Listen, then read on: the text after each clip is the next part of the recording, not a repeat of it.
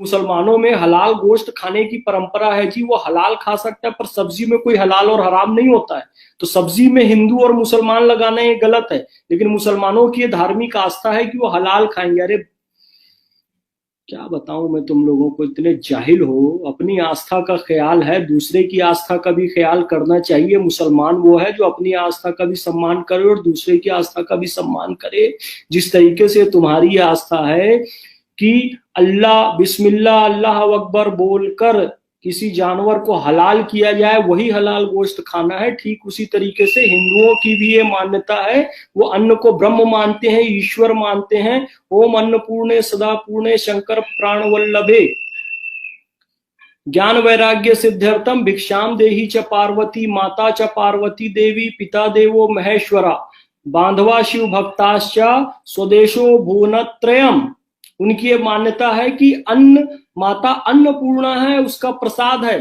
तो जिस तरीके से तुम बिना हलाल किया हुआ गोश्त नहीं खा सकते, वो भी अपने प्रसाद को, अपने भोजन को, अपने भगवान को जो बदतमीजी करे उसके साथ, उसमें थूक लगाए, पेशाब करे, वो ऐसे खाने को अपने रसोई घर में, अपने पूजा स्थान में भगवान को चढ़ाने में नहीं ले जा सकते। तो तुम समझते क्यों नहीं हो इस बात को? तुम हिंदुओं को के खिलाफ एफआईआर करने की बजाय, भगवे झंडे वाली दुकान पे एफआईआर करने की बजाय, देवी देवताओं की तस्वीर लगी हुई दुकान में एफआईआर करने की बजाय, तुमको चाहिए कि अपने अंदर सुधार करते।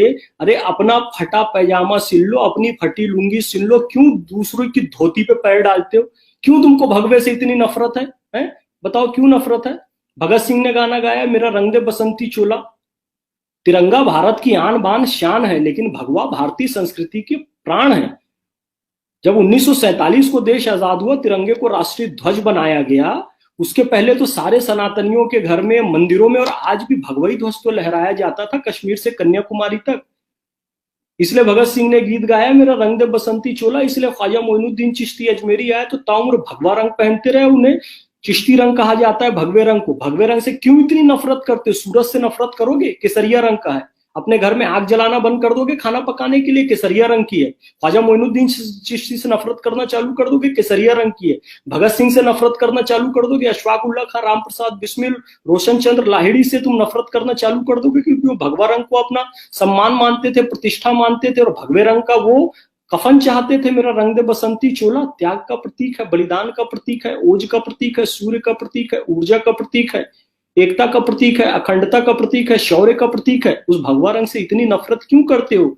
चिश्तिया का प्रतीक है, सूरज का प्रतीक है, ऊर्जा का प्रतीक है, भोजन का प्रतीक है भगवा। उससे क्यों इतनी नफरत करते हो? भारतीय संस्कृति का प्राण है भगवा, उससे नफरत करते हुए। मेरे पीछे देख रहे हो तिरंगा, भारत का नक्शा। भारत का नक्शा अधूरा है, पाकिस्तान, बांग्लादेश, ये सब भारत में है, उसको अभी हमको जोड़ना है। उसमें सबसे ऊपर देख रहे हो ना भगवा रंग, शिवाजी पहने भगवा रंग, महाराणा प्रताप भगवा रंग, भगत सिंह भगवा रंग। तो तुमको इसका सम्मान करने में क्या दिक्कत है, मुझे बताओ ना। ये तहजीब चैनल वाला नामाकूल जाहिल आदमी गंदगी फैलाना बंद कर।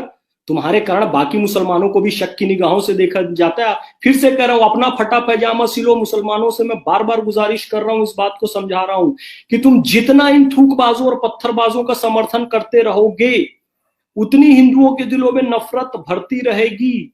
इंदौर में जो घटना हुई, वहां के व्यापारियों को और वहां के राहत इंदौरी साहब को मैं धन्यवाद दूंगा कि उन्होंने समझदारी का परिचय देते हुए माफीनामा लिखा और ये बात बताई कि इन लोगों ने गलती की है।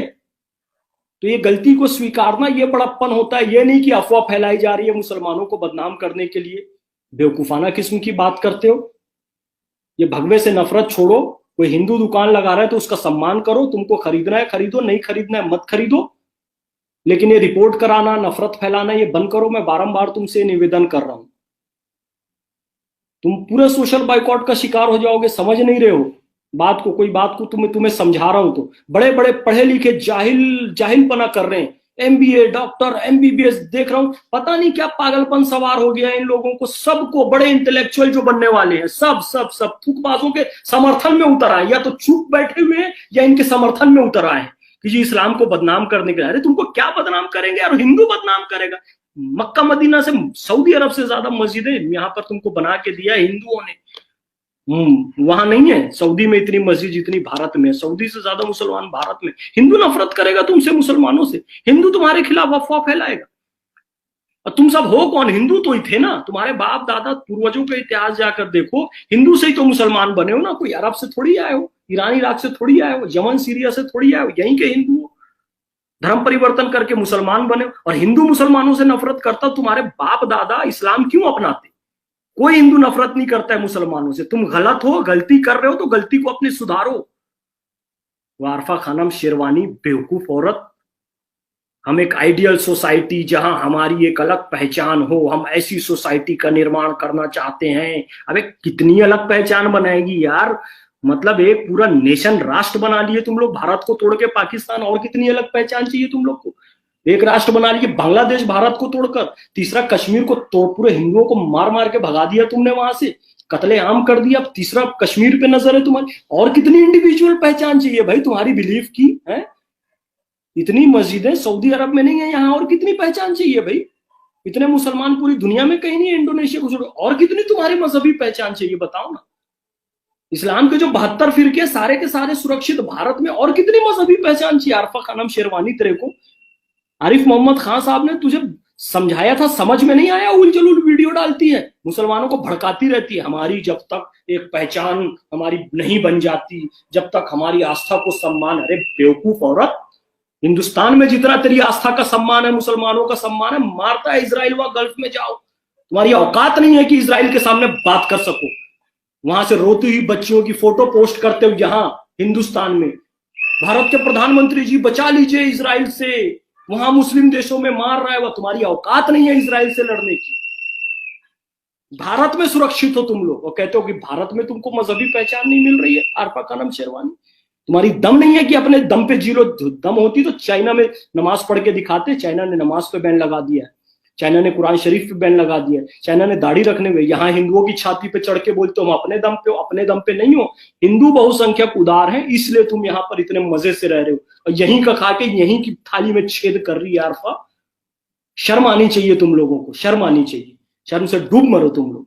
अल्लाह ने इतना अच्छा मुल्क दे दिया, ना सोमालिया में पैदा किया, ना युगांडा में पैदा किया, ना भिखारी पाकिस्तान और बांग्लादेश में पैदा वहां होते हैं, बॉर्डर पार पार करके यहाँ आते हैं। यहाँ का राशन कार्ड चाहिए, यहाँ का परिचय पत्र चाहिए। तेरे को तो अल्लाह ने यहीं पैदा किया आरफा खानम शेरवानी, फिर भी उसको शुक्र अदा नहीं करती है। वो तहजीब चैनल का कौन रिपोर्टर? अल्लाह का शुक्राने की नमाज पढ़नी चाहिए कि हिंदुओं के बीच में पैदा किया, सुरक्षित हो। सुन्नी भी सुरक्षित, शिया भी सुरक्षित, देवबंदी भी सुरक्षित, बरेलवी भी सुरक्षित, बोहरा भी सुरक्षित, अहमदिया भी सुरक्षित, सब भारत में सुरक्षित नहीं हो। पाकिस्तान में भी हो, सऊदी अरब में भी हो, सीरिया, एक दूसरे का गला आपस में काटते रहते हो। और कितनी तुमको तुम्हारे बिलीफ को पहचान चाहिए यहाँ पर? बेवकूफ कहीं के जाहिल लोग। बंद करो ये भगवा के खिलाफ रिपोर्ट करना, हिंदुओं के खिलाफ नफरत फैलाना। अपना फटा पजामा सिलो, अपनी फटी लुंगी सिलो। सुधर जाओ, सुधर जाओ। शुक्राने की नमाज पढ़ो 2 रकात की। अल्लाह ने तुमको सरजमीन हिंद में पैदा किया है। अस्सलाम वालेकुम रहमतुल्लाहि व बरकातहू।